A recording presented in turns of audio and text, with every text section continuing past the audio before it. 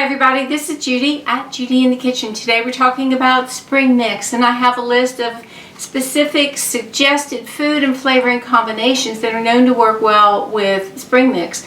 So if you're looking for some new meal or recipe ideas, hopefully this will help you out. Combine spring mix with almonds, avocado, carrots, smoked tofu, and tomatoes. Or spring mix with apples, celery, and hazelnuts.